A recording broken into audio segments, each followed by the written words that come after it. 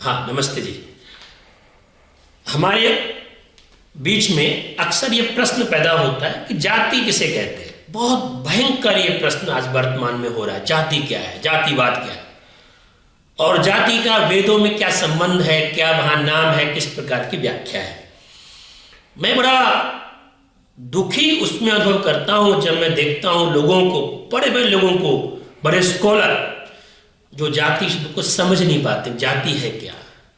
वेद की भाषा में एक शब्द कहा गया शास्त्रों में, समान प्रसवात्मिका जाति, जिसका जो प्रसव की प्रक्रिया है, मनुष्य के उत्पन्न होने की क्रिया, अथवा जो भी प्राणी इस जगत में है जिसके उत्पन्न होने की क्रिया एक जैसी है, वो एक जाति है। अब मैं आपसे पूछना चाहता हूं, भारत है, अमेरिका है, पाकिस्तान है, जितने भी कंट्री हमारे हैं, क्या वहां पर जो मनुष्य पैदा होते हैं, क्या उनके उत्पन्न होने की क्रिया एक जैसी है? नहीं, एक जैसी क्रिया है। ठीक है, माना कि कोई बच्चा गर्भ में 9 महीने के 8 महीने हो सकता है, परंतु हम ये कहें कि उनके उत्पन्न होने की क्रिया या मेरे या किसी पंडित के या शूद्र के या क्षत्रिय के या वैश्य के उत्पन्न होने की जो विधि है वो अलग अलग, ऐसा नहीं है। और ये व्यवस्था ईश्वर के द्वारा दी गई है। इसलिए ईश्वर के नाम पर जब जाति शब्द कहते हैं, 2 प्रकार की जातियां आती हैं, एक मनुष्य जाति, एक पशु जाति है। पशुओं में जातियां अलग अलग हैं। घोड़ा जाति, बैल, क्यों?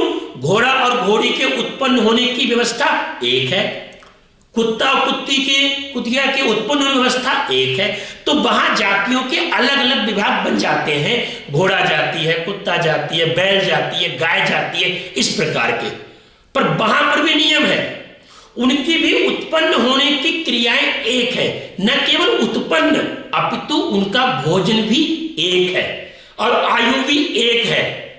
ऐसा नहीं होता है कि इंडिया का घोड़ा घास खाता हो और जो घोड़ा अमेरिका में वहां मांस खाता हो, ऐसा नहीं है। अर्थात उत्पन्न होने की क्रिया के साथ साथ में जिसका भोजन भी लगभग एक जैसा हो, आहार, और जिसकी उम्र भी एक जैसी हो।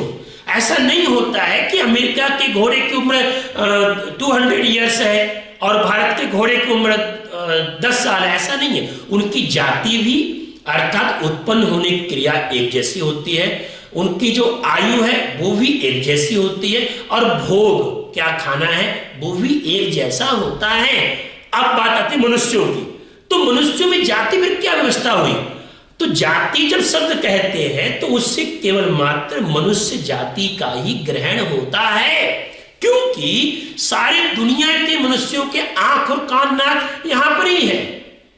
कोई ऐसे दुनिया के मनुष्य नहीं मिलेंगे जिसको हम कई बार हम दलित कह देते हैं, या हम किसी को निकृष्ट कह देते हैं, नीचा कह देते हैं किसी योग्यता के अभाव में, तो उसकी जाति अलग, ऐसा नहीं है। वो भी मनुष्य हैं, क्योंकि उनके और हमारे उत्पन्न होने की व्यवस्था ईश्वर द्वारा एक है और आयु भी एक है। ऐसा नहीं होता है कि भारत के मनुष्यों की या किसी जाति के मनुष्यों की, कोई ब्राह्मण है तो वो कहे कि वो जीता हो 200 ईयर्स, और कोई बेकार का है निकृष्ट वो जी रहा हो 10 साल, ऐसा नहीं है।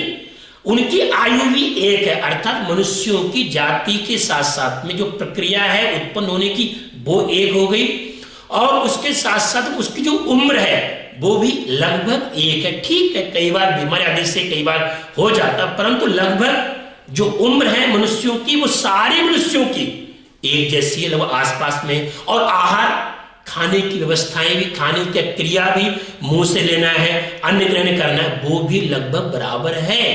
तो जाति शब्द से केवल मनुष्य जाति का ही ग्रहण होता है। तो प्रश्न पैदा होता है, फिर जाति आ कहां से गई?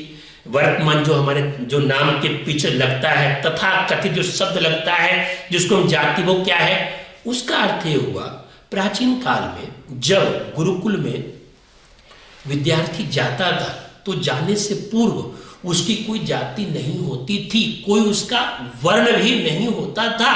जब वो गुरुकुल में आता था, गुरुकुल में अध्ययन करने के पश्चात उसका आचार्य उसका वर्ण अर्थात अब तुमने क्या काम करना है, ऐसा उसकी योग्यता के आधार पर निर्धारित करता था। तो गड़बड़ी कहां हुई? जो अंतिम समय में जिसका जिसका जो जो वर्ण रहा होगा वही वर्ण जाति में बदल गया, और तब से लेकर हमने उस वर्ण व्यवस्था को ही जाति में बदल दिया, और वही जाति आज भी हमारे साथ लगी हुई है। इसलिए मैं ये कहना चाहता हूं, इस जाति शब्द को बहुत गंभीरता पूर्वक समझने की और उसको प्रचारित करने की आवश्यकता है।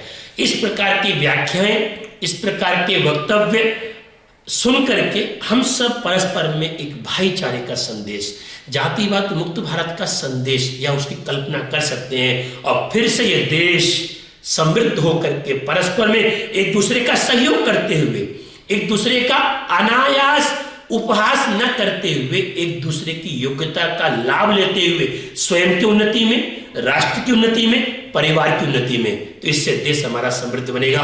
बहुत बहुत धन्यवाद।